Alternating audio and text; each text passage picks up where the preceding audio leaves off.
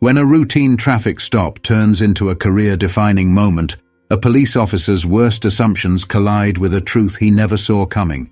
His target is the man who holds his future in his hands. The sun was starting its descent over the streets of Sacramento, painting the sky with streaks of gold and amber. Eric Porter was on his way home after a long day at the office. His sedan hummed softly as he adjusted the air conditioning, eager to shake off the day's stress. The radio played faintly in the background, a soothing antidote to the bustling city streets. He approached a yellow light, slowing down just as it turned red. That's when the blue and red lights erupted behind him, accompanied by the sharp blare of a police siren. Eric glanced in his rearview mirror, his brows furrowing slightly. He pulled over to the side of the road, rolling down his window as a police cruiser parked behind him. Out stepped Officer Bradley Larson, mid-30s, with a buzz cut and a badge gleaming on his chest. Larson adjusted his belt as he swaggered toward Eric's car, exuding the confidence of someone used to being in control. "License and registration," Larson said curtly, his voice flat but laced with a hint of authority. Eric complied without a word, reaching into his glove compartment for his registration and handing over his driver's license. His movements were deliberate and calm, but he could feel Larson's gaze scrutinizing him, as if searching for a reason to dig deeper. "Do you know why I pulled you over?" Larson asked, leaning closer to the window. "I'm not entirely sure," Eric replied evenly, his tone polite but firm. "You didn't come to a full stop at the light," Larson said, though there was a flicker of hesitation in his voice. Eric frowned but nodded slightly. "I see. I thought I slowed down in time, but I understand." Larson didn't respond immediately. Instead, he lingered, his eyes narrowing as he studied Eric more closely. It wasn't just a routine stop anymore, at least not for Larson. His posture shifted, subtly but noticeably, as if he had already decided this was more than a minor infraction. The officer glanced at the license in his hand. "You're not from around here, are you?" he asked. Eric hesitated for a fraction of a second before replying. "I moved here a few months ago. My address is on the license." But Larson wasn't really listening. His questions were starting to take on an edge, just enough to suggest that he wasn't concerned about a traffic violation anymore. Eric's calm demeanor seemed to irk him, and he leaned in closer. "Where were you headed in such a hurry?" "Just going home," Eric replied. His tone remained steady, but the subtle shift in the air was impossible to ignore. Larson didn't just see Eric as a driver anymore. He saw something else, something that warranted suspicion. Eric could sense the tension building, but he didn't flinch. Little did Officer Larson know the calm exterior wasn't naivety, it was control. This was just the beginning. Larson took a step back, folding Eric's documents with an exaggerated slowness before tucking them into his chest pocket. He straightened up, his expression shifting into something faintly smug, as though he'd already made up his mind about the man sitting in front of him. "Step out of the car for me," Larson ordered. Eric's grip on the steering wheel tightened briefly, but his face betrayed no reaction. "Is there a specific reason for that, officer?" he asked, his tone measured. Larson's lips twitched, but he masked it quickly. "I asked you to step out of the car. You don't want to make this harder than it has to be." The threat hung in the air, unspoken yet unmistakable. Eric exhaled slowly and opened the door. As he stepped out, Larson's eyes flicked over him, sizing him up. Eric stood a little taller than the officer, his shoulders broad, but his demeanor unthreatening. His tailored suit suggested professionalism. His polished shoes hinted at someone meticulous and careful. Yet, none of that seemed to matter. Larson gestured toward the front of the car. "Hands where I can see them." Eric complied, his movements calm and deliberate. "Is there something specific you're looking for, officer?" Larson smirked faintly. "Just routine. We've had some incidents around here. You can never be too careful." Eric turned his head slightly, locking eyes with Larson. "Incidents involving men in business suits driving sedans? Or does this have more to do with something else?" The question landed like a punch, and for a moment Larson's composure faltered. He straightened up, his hand drifting toward his belt, more reflex than necessity. "Watch your tone," he said, his voice hardening. "I'm simply asking a question." Eric replied. There was no defiance in his voice, just a quiet firmness that seemed to unsettle the officer. Larsson leaned closer, his eyes narrowing. You seem awfully familiar with how this works. You got something to hide? Eric let the silence stretch for a beat before answering. No, officer. I just believe in being clear about the reasons for an interaction like this. Transparency, you know. Larsson scoffed, but didn't reply. He stepped back, pacing a small circle in front of the car. The dynamic was shifting in ways he couldn't quite grasp. Eric wasn't reacting the way most people would. There was no fear, no stammering, no nervous fidgeting. Instead, there was control, poise, and an unsettling calm that put Larsson on edge. You seem pretty confident, Larsson muttered, almost to himself. Like you think you know what's going to happen next. Eric didn't rise to the bait. Instead, he tilted his head slightly. Confidence isn't the issue here, officer. Respect is. Larsson froze for half a second, before turning back to face him. The smirk was gone now, replaced by something sharper, almost defensive. He opened his mouth to reply, but the words didn't come out. Eric's composure was throwing him off balance, and he didn't like it. As the silence stretched, the tension between them felt electric, and Larsson was starting to realize this wasn't going to play out the way he'd expected. But instead of backing down, he doubled down. The real test was about to begin. Larsson tapped his fingers against the holster on his belt, his frustration barely concealed. He wasn't used to being challenged, especially not by someone who looked like Eric. His gaze flicked back to the sedan, as though searching for a justification he hadn't yet manufactured. Turn around and place your hands on the hood, Larsson said, his voice clipped. I need to check for weapons. Eric raised an eyebrow. Weapons? He repeated, his tone incredulous but still measured. Do I look like someone who's carrying a weapon? Larsson's jaw tightened, and for a moment his composure cracked. I'm not going to ask you again. Eric hesitated, a flicker of something unreadable passing across his face. Then, without a word, he turned and placed his palms flat against the hood of his car. Larsson approached, the crunch of his boots on the asphalt breaking the uneasy silence. The officer patted Eric down in quick, rough movements, his hands lingering a little longer than necessary. It wasn't just a search. It was an attempt to assert dominance, to provoke a reaction. But Eric didn't flinch, didn't stiffen, didn't so much as shift under the invasive scrutiny. You're clean, Larsson muttered, stepping back. The admission sounded begrudging, like he was irritated that he hadn't found anything to justify his suspicion. Eric turned to face him, his expression calm but his eyes sharp. Of course I am, he said simply. Now, officer, if you're done. I'm not done, Larsson interrupted, his voice rising slightly. The words tumbled out too quickly, betraying his need to stay in control. You seem to know a lot about what I can and can't do. Care to explain why? Eric folded his arms, his posture relaxed despite the tension crackling between them. I've had my fair share of interactions with law enforcement, he said. Let's just say I've learned a lot over the years. Larsson's eyes narrowed. That's so. You a lawyer or something? Eric smiled faintly. Or something. The ambiguity in his answer seemed to irritate Larsson further. He stepped closer, invading Eric's personal space, his voice dropping to a near growl.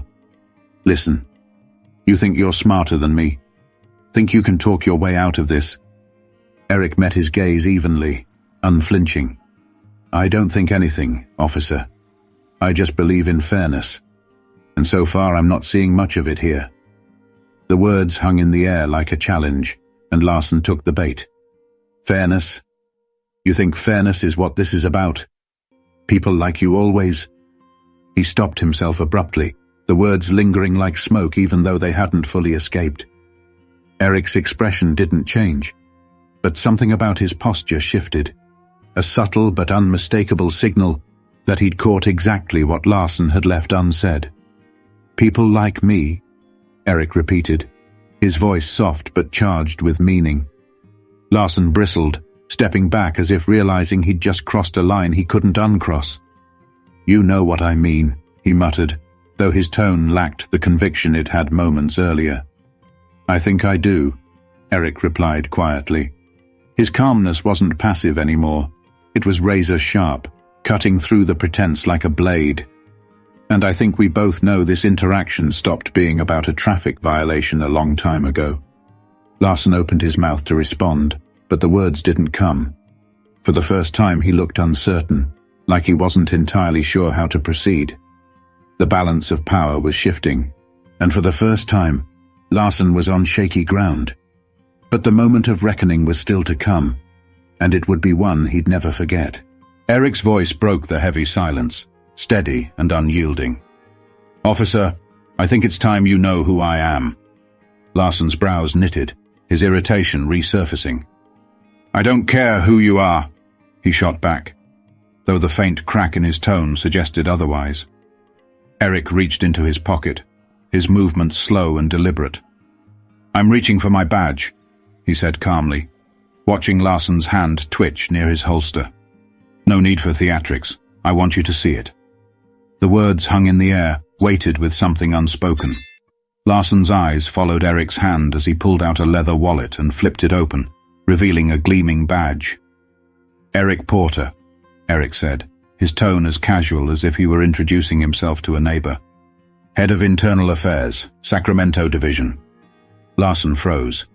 His eyes darted to the badge, then back to Eric's face, searching for some sign that this was a joke. But there was no humor in Eric's expression, only quiet authority and a hint of disappointment. "Internal Affairs?" Larson repeated, his voice cracking slightly. "You're—" "Yes," Eric interrupted, saving him the trouble of finishing the thought. "I oversee officer conduct.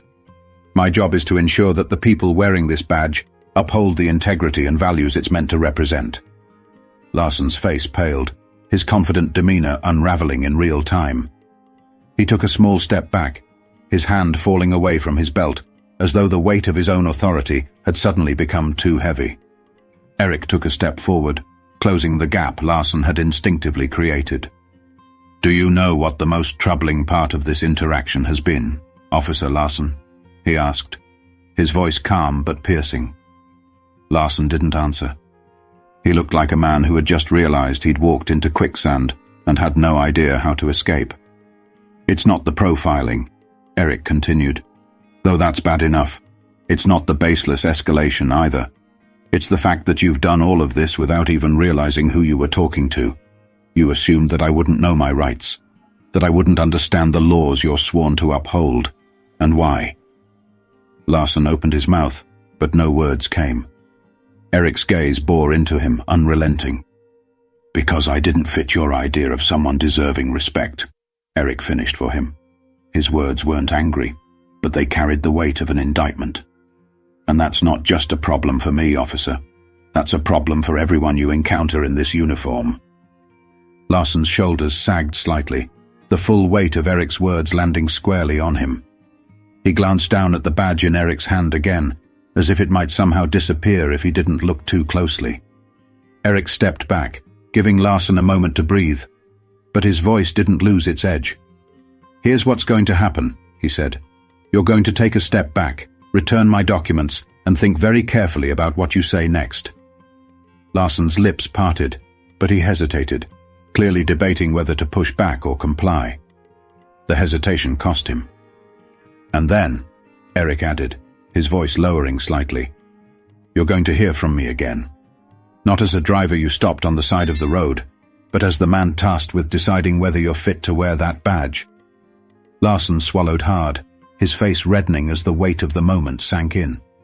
He reached into his chest pocket and pulled out Eric's license and registration, his hands trembling slightly as he handed them over. Eric took them without a word, tucking them into his wallet. He stepped toward the driver's side door of his car, pausing with one hand on the handle. He looked over his shoulder, meeting Larson's gaze one last time. "Remember this, Officer Larson," Eric said. "The badge doesn't make you better than anyone. It makes you accountable to everyone." As Eric slid back into his car and started the engine, Larson was left standing in the fading light, his confidence shaken and his future uncertain. But for Eric, this was far from over. His next move would ripple through the entire department. The drive home was quiet, but Eric's mind was anything but. The encounter played over in his head, not because it was unique, but because it wasn't. Larson wasn't the first officer Eric had dealt with like this, and he knew he wouldn't be the last. But this time, things would be different. This time, Eric had the authority to act. The next morning, Eric sat at his desk, the early sunlight streaming through the blinds of his office at the Sacramento Police Department's Internal Affairs Division. A file sat open in front of him. Officer Bradley Larson. His record wasn't spotless. Minor complaints of unprofessional conduct, excessive stops, and vague misunderstandings that had never been properly addressed. Eric leaned back in his chair, his fingers steepled as he thought about the broader implications. Larson wasn't an anomaly. He was a symptom of a deeper problem, and Eric wasn't interested in putting a bandage on a bullet wound. A knock on his office door interrupted his thoughts. His assistant Linda stepped in, holding a stack of reports. "Morning, Mr. Porter. I've got the summary on last month's misconduct cases. Also, Chief Daniels wanted me to remind you about the department review next week." Eric nodded, taking the files from her. "Thanks, Linda. Can you also schedule a meeting with Chief Daniels for this afternoon? There's something I need to discuss with him." Linda hesitated, sensing the weight in Eric's tone. "Of course," she said, before slipping out of the room. Eric turned his attention back to Larson's file, but his focus wasn't just on the officer. This was bigger than one man and one interaction. It was about the culture that allowed someone like Larson to feel justified in his behavior. And if there was one thing Eric knew, it was that culture started at the top. Later that afternoon, Eric sat across from Chief Daniels in a conference room. Daniels, a seasoned veteran with salt and pepper hair and a no-nonsense demeanor, leaned back in his chair, listening intently as Eric recounted the traffic stop. "I could have written it off as just another bad interaction," Eric said, his voice steady but resolute. "But that would have been a mistake. Larson's behavior isn't an isolated incident. It's a reflection of how much work we still have to do."